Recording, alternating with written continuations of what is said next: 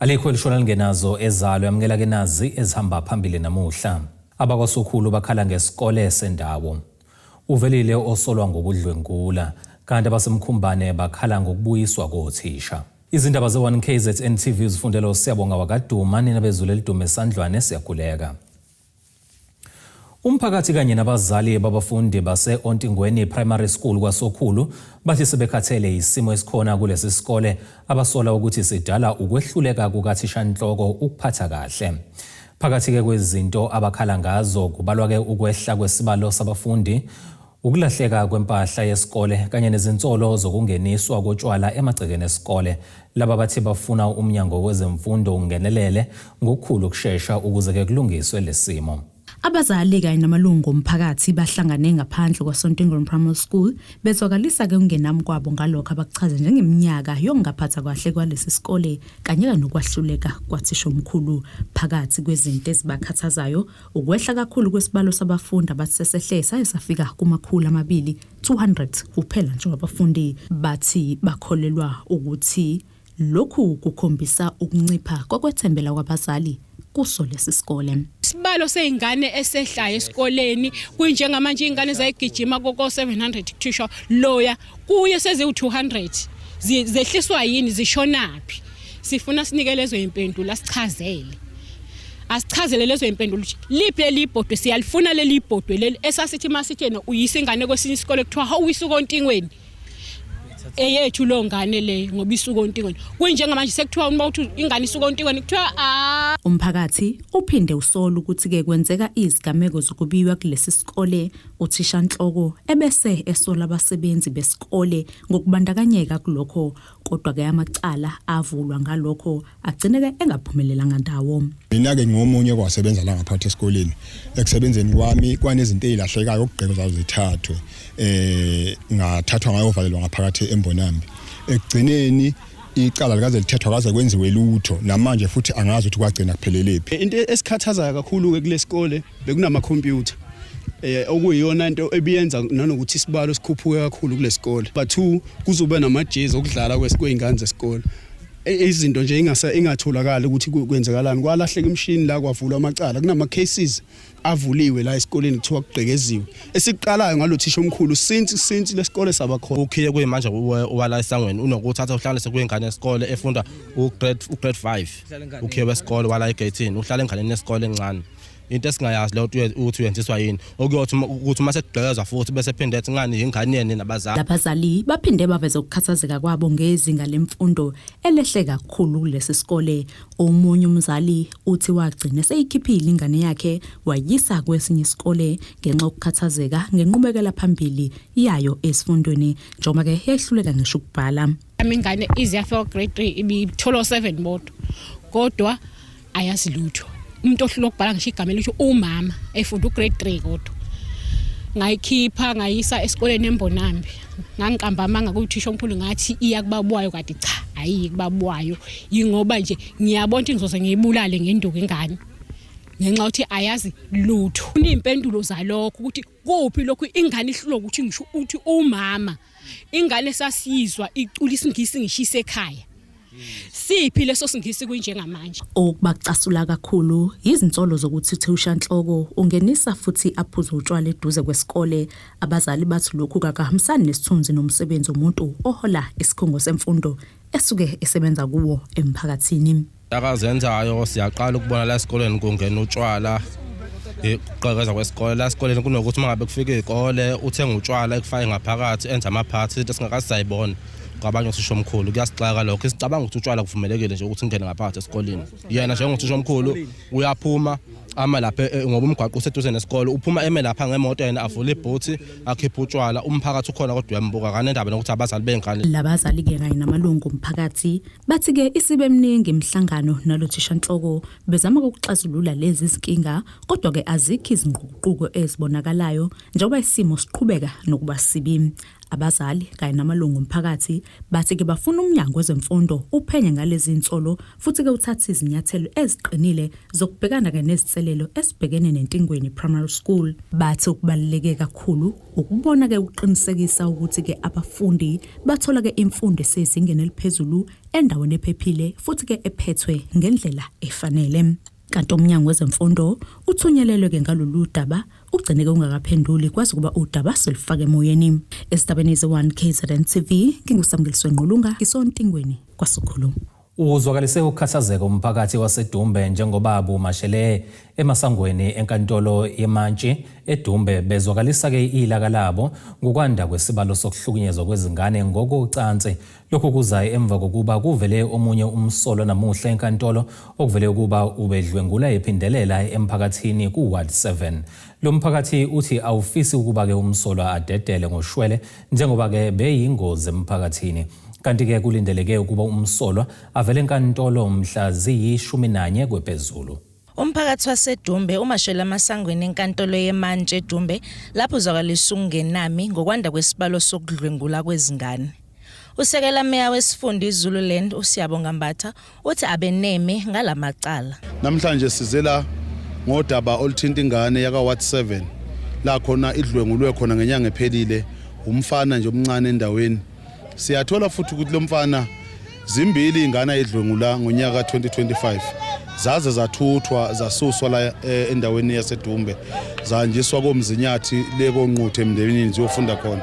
Sesikhatheleke ilamacala sicela kube nomzekelo ngalomfana kuthiwa udlwengule lengane phambi kwabanye abakwabo lengane abafana abancane nokuyibona abahlwabe ikhwele esikoleni bawutshela othisha ukuthi usibanibani uhlukumeza udadewethu waze wakhala udadewethu emhlukumeza bambuza ukuthi emenzani washo umfana ukuthi bemhlukumeza ngandlela. Uthi lokhu kungeminye yemigomo yosomqulu weqembu lenkatha inkululeko yesizwe. Manje sizothi ke kule nkantolo sicela umfana angayithola ibhayili sesizule ukuthi uvelile umfana uzobuya ngomhla ka11 ngolesine sizothi no bail siyabuya ngomhla ka11 sizothi bail angayitholi ngoba sikhathele lapha eDumbe amacala okuhlukumeza abesifazane nezingane kanjalo nokuhlukumeza ngokocansi asisawadingi manje ingakho ke sisukuma njengoba ubona ke emsakazi umphakathi ophumile umphakathi ke uqhamuke emahleleni kahlukene umphakathi ke sinawo umphakathi wethu obuye emawadini ahlukene. Kanti ilunga lomphakathi lithi kabeneme ngezinto ezenzeke emphakathini abawakhele. Siwumphakathi wakaManzi silimele kakhulu so nje into eyenzakele asithandi futhi asifisi yenzakalele komunye umuntu ngendlela okwenzeka ngayo ngoba lezi ngane zise primary kwaManzi ashisayo primary lapho mina engingusihlalo khona esikoleni kwaManzi ashisayo so nje asithandi into eyenzakalayo siyafisa ukuthi ngelinye ilanga uhulumeni akasivumele ukuthi zonke ingane lezi ezi-under 18 kuyaphansi kube nohlelo nje elwenziwayo lokuthi nje ziyacheckwa zonke ukuze sibone laba badlwenguli beingane ngoba bayelimaza ingane babulala ikusasa leingane thina silindele ikusasa elihle liqhakazile einganeni. Khona manje ikhansela laKward 7 lithe emphakathini abasabadinga abantu abangaziphethe kahle. Sizothi ke cha abantu abangayiphethe kahle emphakathini siyababonga so ke sizoqinisekisa nje kwinkantolo yakithi lapha eDumbe ukuthi cha indawo egcina abantu abangayiphethe kahle emphakathini yona lahlela kuyo umfowethu besikhona ke la sifikile ekseni usengenile ke enkantolo ngenhla ngebhadi ke ithe inkantolo icala liyabuya ngomhla ka11 okushuthi ulesine ngolesine futhi siyabuya sobe sikhona futhi la kubi kuthobe kadladla izindabeni ze1 KZN TV eDumbe. Abazali babafundi besikole uMkhumbane Secondary School eThekwini bathi ke ukubuyiswa kothisha abangama22 abebedube ukufundisa isikhathi esingangezinyanga ezine kuphazamisa abantwana njengoba sebebhala. Isisusa ke sodweshu amakhamera afakwa emaklasini othisha ababethi kabawafuni. Namuhla ke abazali bavale isango lesikole ngemfucuza. Silokhu siqhubeke njalo nokuba manzonzi isimo esikoleni samabanga aphezulu uMkhumbane eThekwini ngodaba oluthinta othisha abalaxaza ukufundisa bedinwa ukufakwa kwamakhamera emaklasini. Namuhla labo thisha babuyiswe umnyango wezemfundo esifundazweni kanti lokhu kudina abazali bavala ngodoti amasango esikole. Labo thisha babuyile bazomaka ini bazobhalisa ini lento zobani iphepha lisetho obani and uMEC usithatha kancane siyabazali ngoba wathi uzothatha othisha akhulume nabo athatha othisha basalile akhulume nabo aphinda thatha igovernment board axoxe naye so uthema isehlele igovernment board yatshelwa ukuthi izokwenza ukuthi othisha bazobuya. So namhlanje kubuya othisha laba babehambile abawu 22 and njengoba bebuya labo thisha abawu 22 uMEC uyasidelela ngoba wathi uzobuya kuthina emva kwa 2 weeks azosi-addressa somphakathi akabuya ngoMEC azosi-addressa bayafika bona education uzosilethela labo thisha. Iziko lezindaba libike kabanzi ngalolu daba njengobungqongqoshe walomnyango eziwahambela kulesikole ngemizamo yokuqhamuka nezixazululo. Abazali baphoqeleka ukushaya emaphaketheni abo beqasha abanye othisha ukuze abafundi bangaphazamiseki ikakhulukazi abakamatikuletsheni. Ngifuna nazi Mzansi ukuthi asibafuni angeke sibafune abahambe beyofundisa kwezinye indawo abahambe siyabonga kakhulu asibaceli nje njalo makubhalwa ukuphazamiseka izingane zethu yindaba uDepartment of Education ukhethe lolu suku lokuthi ingane seyiqala ukubhala bese zobuyisa labo thisha bakhe okuchaza ngokusobala ukuthi akanendaba nezingane zethu nengane yomuntu omnyama. Siyacela bandla ukuthi ahambe nabo thisha bakhe ababuyise mase sesiqedile ingane zethu ukubhala. Okwamanje siyabonga bandla sizokwazi ukuyifundraisela sikhokhele labo thisha bevele befundisa ingane zethu ngathi labo thisha bakhe bengekho. Udaba lwamakhamera selibuye enkantolo ephakeme yaseMgungundlovu niyavuma ukuba ke angakhishwa amakhamera yize kunjalo labo thisha abangu 22 kababuyelanga emsebenzini. Umnyango wezemfundo uthi ke bamatasa nohlelo lokubuyisa isikhathi esilahlekile. Ngeprogram esikraftiwe ngolesihlanu kanye nothisha omkhulu nothisha njengamanje kuqedelwa leyo nto leyo ukuthi ke kuzokwenziwa kanjani ukuze kugijinywe ngespeed nangesivinini esingaphezulu kokwenza ukuze kukwazi ukuthi kukhaveke kushaye uAugust lo esitarget ukuthi i-curriculum coverage ibe isiphelile ukuze abantwana mabebhala ama-trials ngoSeptember babhale benesikhathi esanele sokurevisa. Yize abazali bebevalile ukufunda bebengakuphazamisi kanti bathi bazoqhubeka nokuvala kuze kube bayalalelwa. Izindabeni ze-One Kizrin TV kube uNtomkhona Mvubu eThekwini. Unobhala jikelele we-ANC ufikile embalula uthi kulolu khetho oluzayo abazimisele ukuphatha omasipala ngokubambisana namanye amaqembu bafuna ke ukuziphathela bodwa ngamavoti abazowathola kubantu. Umbalula usho lokhu eThekwini emcimbini wamavolontiya. Abephume ngobuningi bawo amavolontiya e-ANC ukuzothemela lo mcimbi wawo obusenkundleni zemidlalo e-Overport eThekwini. Izinkulumo ebeyithula kulo mcimbi eziningi zazo beyikhuluma mayelana namalungiselelo okhetho lohulumeni basekhaya oluzoba ngomhla ka-4 kuNovemba kuwona lo nyaka. Asifuna uncazelana. We don't want coalition. Sifuna i-ANC iphathe ngamandla wayo ikwazi ukwenza izinto efuna uzenza. Okwangoku sihamba sicenga. Sithi ngawusonde lapha masisebenzisane. Ndivumelana neliqabani le-Youth League belithetha apha. Uyabona asifuna usebenzisana nezinye i-political party kodwa sehlile emandleni. Ubuholi baseThekwini buqinisekise ngokuthi bufuna ukwagcina amawadi awu-74 abawaphethe ngaphansi kamasipala eTheku. La eThekwini senze isivumelwano ukuthi ngokhetho mhla ka-4 November sizoqoqa siqoqela i-ANC amavoti awu-1.2 million.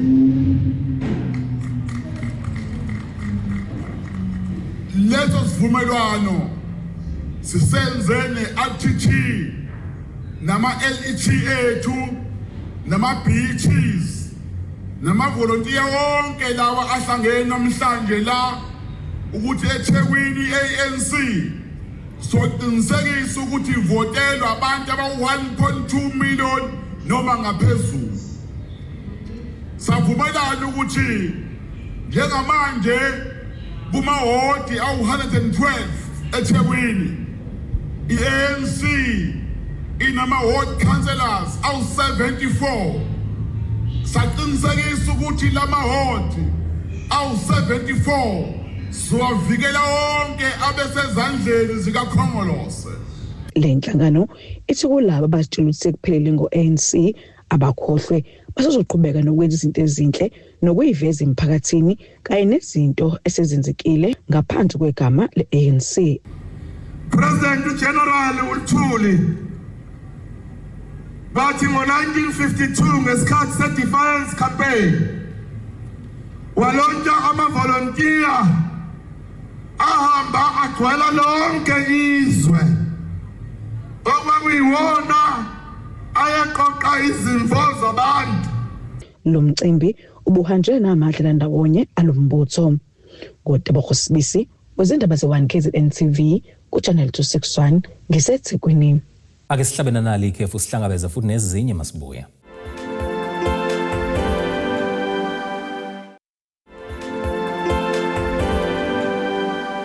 Ake sivele sikubingelele sikwamukele ukuthi-ke usanda kubukela izindaba zethu uyamukela-ke nazi izihloko esifulosa ngazo namhlanje. Abakwasokhulu bakhala ngesikole sendawo. Uvelile osolwa ngokudlwengula kanti abasemkhumbane bakhala ngokubuyiswa kothisha. Imeya kaMasipala iNkosila ngalibalele emaphakathi nesifundazwe KwaZulu-Natal uMduduzi Miyeza uthi abahambisani nesenzo sokutatshwa kwezitolo edolobheni Escort futhi ke lokho bakuthatha njengobugebengu. Ekhuluma nethimba lezindaba uMiyeza uveza ukuthi usamile kweyokuthi abantu bokufika abahambe kuleli dolobha. Yingakho ke bezoba yingxenye yemashi ngoLwesithathu.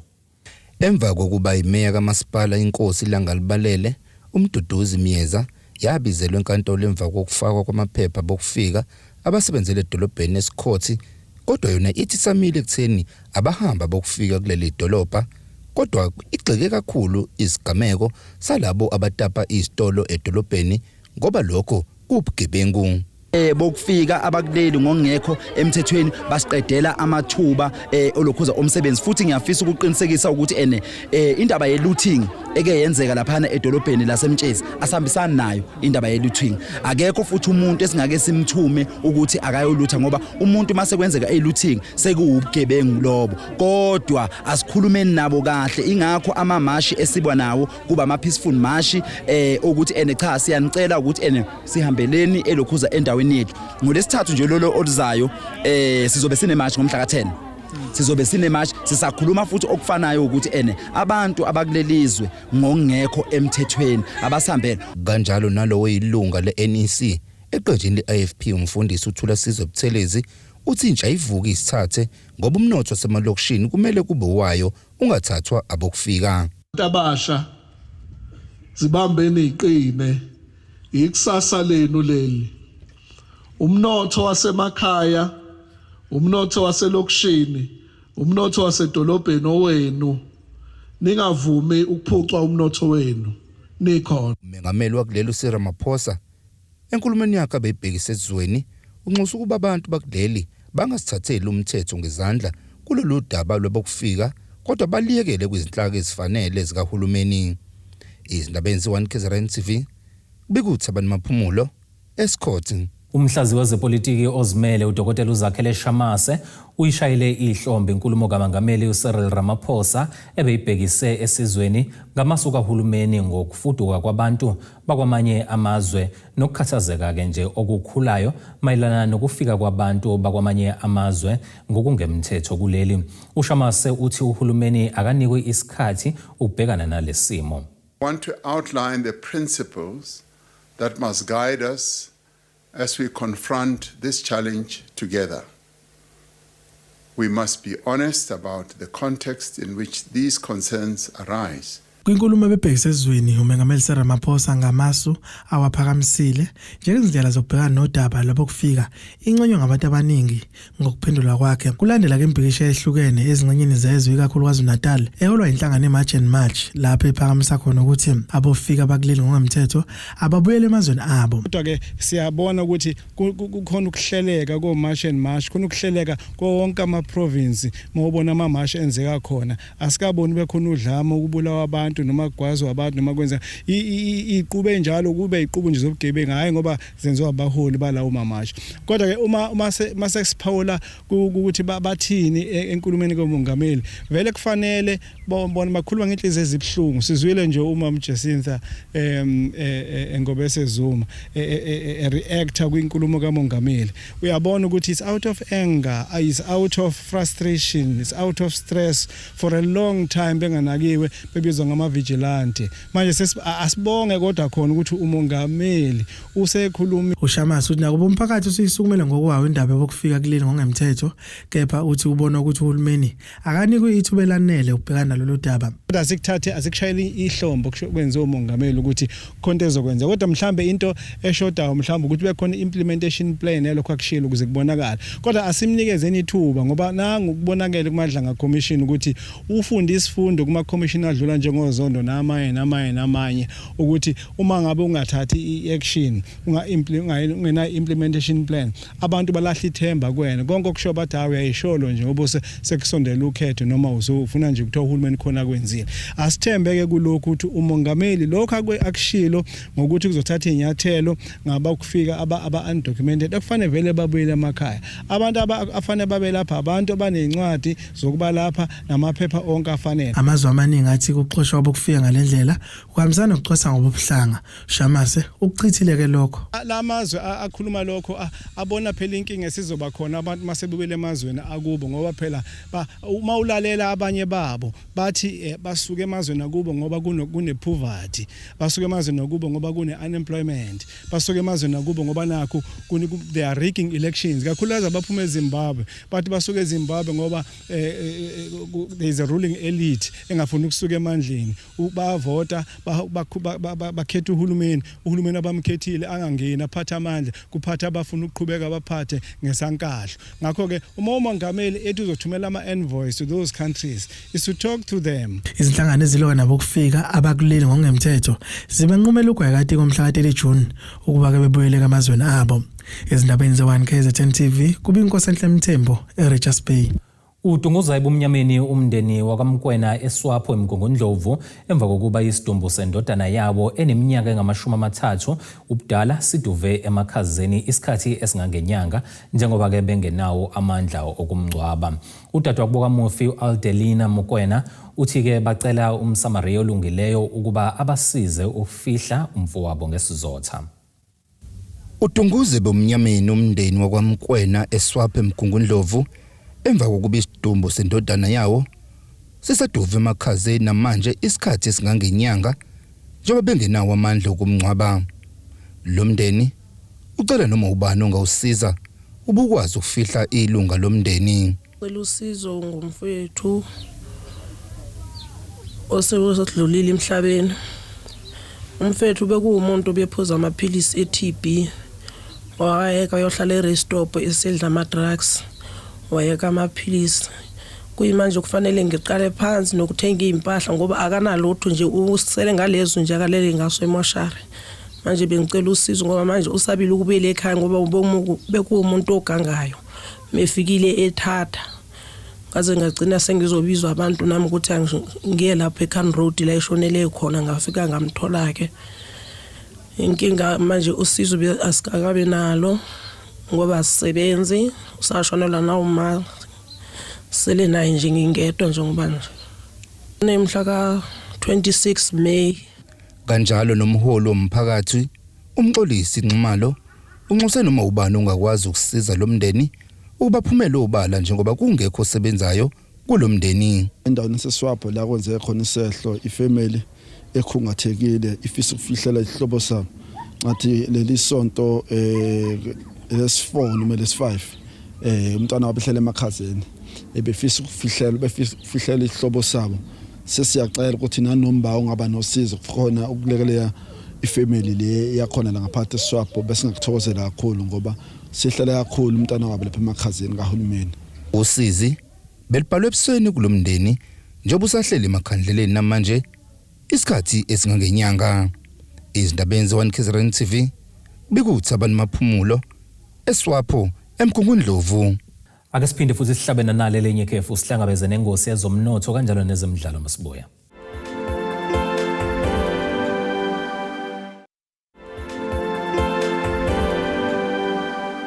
Ake siphinde sikubingelele sikwamukele ukuthi usanda kubukela izindaba zethu nazi ihloko ezihamba phambili namhlanje.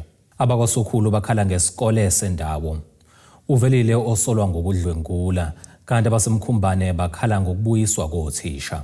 Ake singene sijule ngosini ezomnotho. Irandi lakuleli 16 rand 63 cent maliqhathaniswa nedola laseMelika libe u22 rand 17 cent maliqhathaniswa nopondo waseBrithani liphinde libe u19 rand 16 cent maliqhathaniswa neeuro lase-Europe. Igolide ke lona lingu $4,299 85 cents i-ounce. Kuthi oil ongahluziwe ubeke wona $93.09 umphongolo. Ake sikubhekele ngosini ezemidlalo.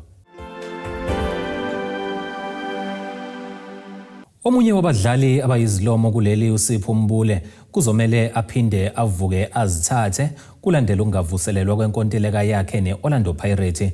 Lo mdlalo wasesiswini oneminyaka engama-28 ubudala usayine kwezimnyama eqaleni kwesizini ka-2025-2026 ngemuva kokuthi ke ededelwe yiMamelodi Sundowns ekade ke imbolekise kwiSekhukhuna United ngesizini ka-2024-2025. Umbule ke othathwa njengomunye wabadlali bakulela abanekhono ufike waqala kahle kumaBuccaneers esiza leli qembu linqobe isicoco se-MTN 8 neCarling knockout esigamini ke sokuqala sesizini. Ukudlala kahle eqenjini lakhe kwaheha iso lomqeqeshi weqembu lesizwe Hugo Broos kwaphela unyaka odlule engomunye wabadlali abayizithenjwa zalomqeqeshi waseBelgium kwiBafana Bafana. Wayekhona ke ngesikhathi iBafana ibekisela ke indawo endebeni yomhlaba ezoqala ngesonto elizayo ngokubhaxabula ke iRwanda ngama-3 eqandeni ngo-October nyakenye nasemqhudelwaneni Africa Cup of Nations ngoZibandlela. Ake sibhekelena nasi isimo sezulu esingalindeleka.